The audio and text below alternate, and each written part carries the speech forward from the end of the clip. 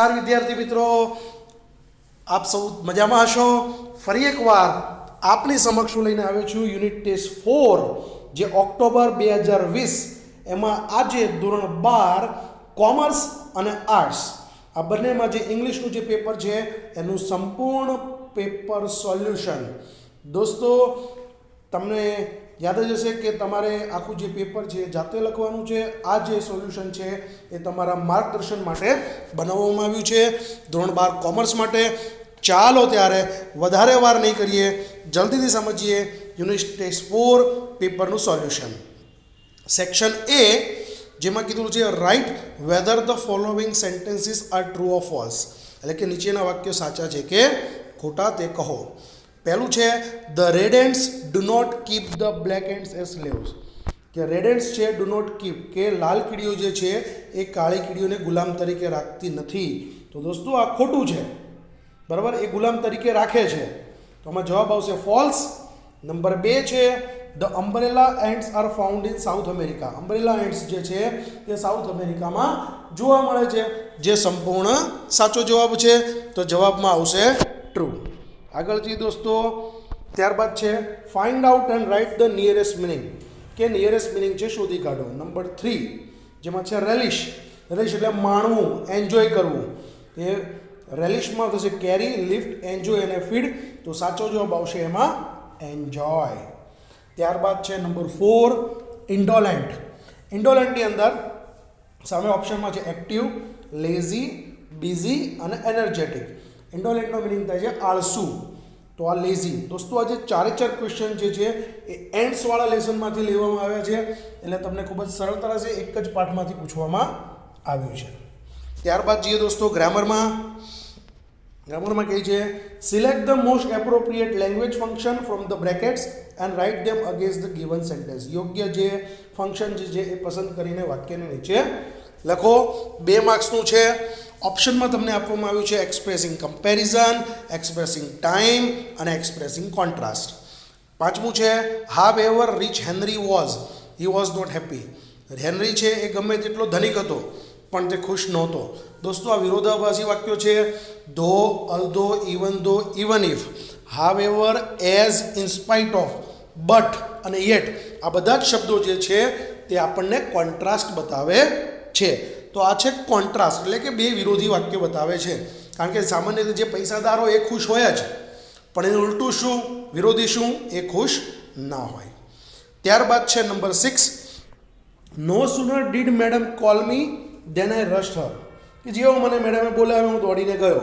તો દોસ્તો as soon as, નો sooner, hardly, સ્કેર્સલી, આ બધા જે શબ્દો છે તે ટાઈમ બતાવે છે, તો અહીં જવાબમાં આવશે એક્સપ્રેસિંગ ટાઈમ। ત્યારબાદ આગળ જઈએ દોસ્તો, select the most appropriate response, યોગ્ય પ્રતિભાવ। ડાયલોગ છે, એક વ્યક્તિ વાક્ય બોલતો હોય, બીજી વ્યક્તિ ફંક્શનને આધારિત આપણે જવાબ સિલેક્ટ કરવાનો છે। નંબર 7 છે પરિમલ કહે છે ડુ યુ નો રીતેશ, શું તું રીતેશને ઓળખે છે? સુનિલ જવાબ આપે છે, એમાં છે ડિસ્ક્રાઇબિંગ પર્સન, વ્યક્તિની વાત કરવાની છે, તો એમાં છે આઈ ડોન્ટ નો હિમ, હું તેને જાણતો નથી, હી is an ideal student of our school who lives in a village. દોસ્તો પર્સનની વાત થતી હોય તો હુથી વાક્ય જોડાયેલું હોય, તો જવાબમાં આવશે B, he is an ideal student of our school who lives in a village. ખ્યાલ આવી ગયો દોસ્તો। આગળ જઈએ નંબર 8 નિકિતા એવું કહે છે how shall I reach Kankaria, હું કાંકરિયા કેવી રીતે પહોંચીશ? તો વિનીતા કહે છે શોઈંગ કન્ડિશન, કન્ડિશનની વાત છે તો દોસ્તો ઇફ અનલેસ શબ્દ હોય, આ યાદ રાખો। પહેલું છે though you hire Uber you will not reach Kankaria in time, આ કોન્ટ્રાસ્ટ બતાવે છે। Take either Uber or city bus to reach Kankaria in time, આ ઓલ્ટરનેટિવ ચોઇસ બતાવે છે।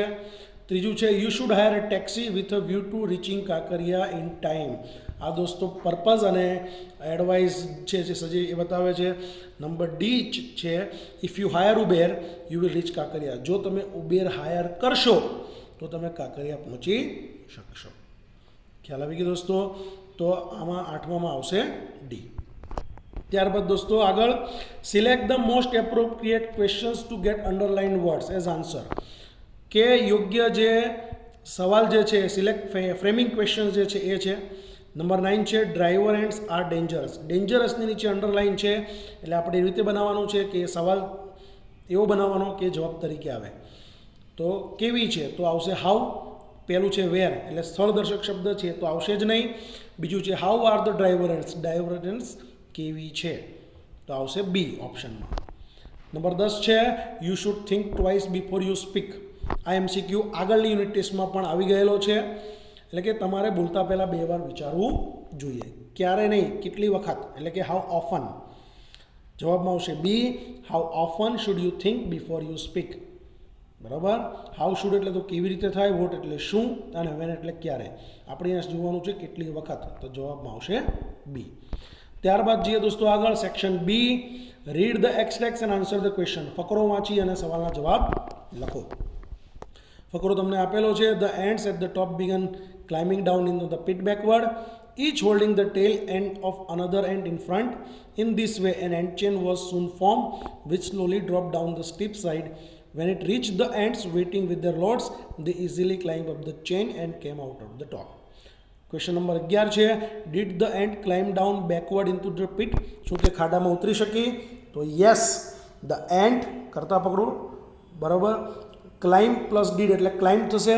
The ant climb down backward in to the pit. Question number 12 છે how was the ant chain form. Ant chain કેવી રીતે બનાવવામાં આવ્યું? તો સીધો જવાબ ઉપર આપેલો જ છે પહેલી બીજી લાઇનમાં.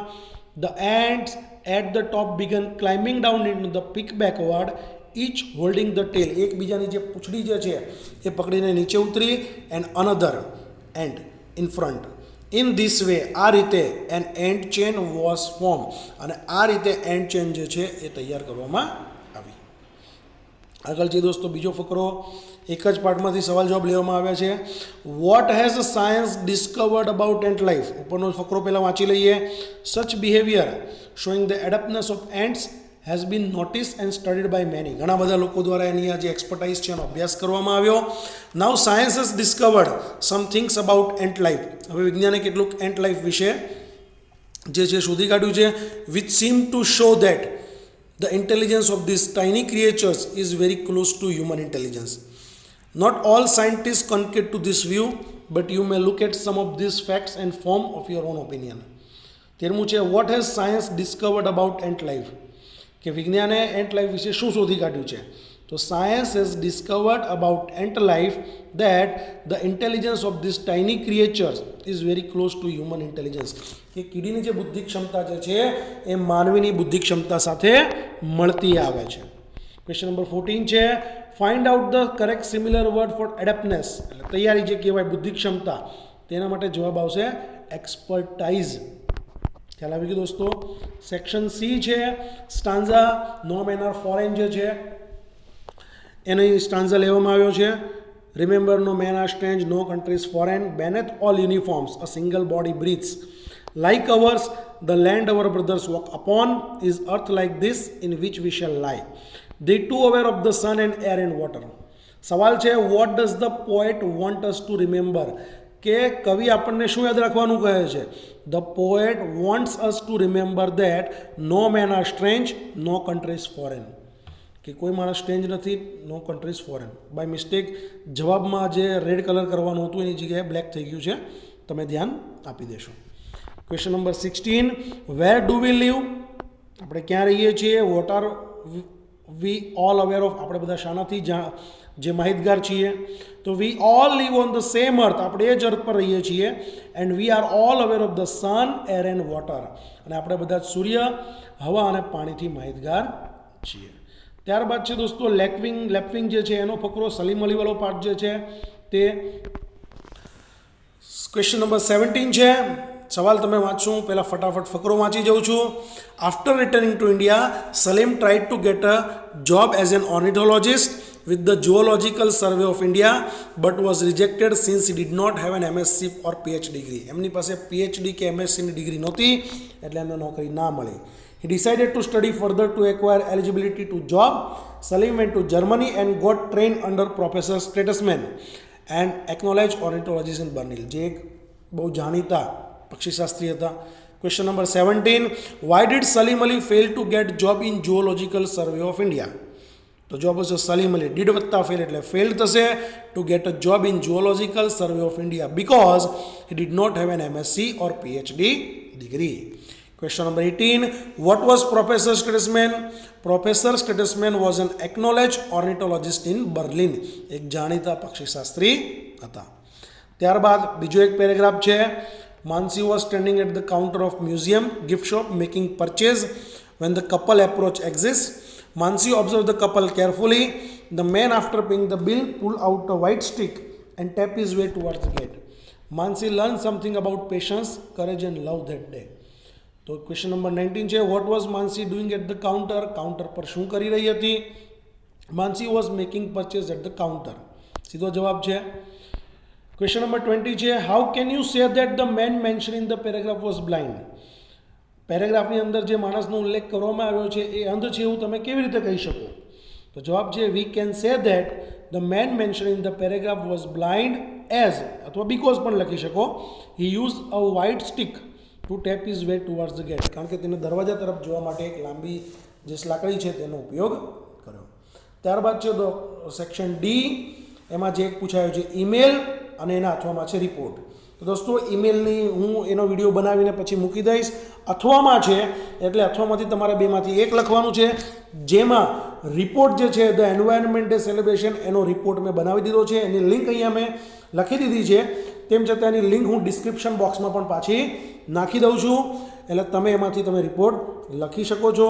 દોસ્તો આ વિડીયો તમને કેવો લાગ્યો એ જરૂરથી જણાવજો કે જેથી કરીને અમને આગળ ને આગળ વધુ સારા વિડીયો બનાવવાની પ્રેરણા મળે. વિડીયોને લાઈક કરો, શેર કરો અને આપણી આ ચેનલને સબસ્ક્રાઈબ કરો. ધોરણ 11, 12 સાયન્સના વિડીયો પણ આની પછી મૂકીશ. ત્યાં સુધી સ્ટે હોમ, સ્ટે સેફ. જય હિન્દ.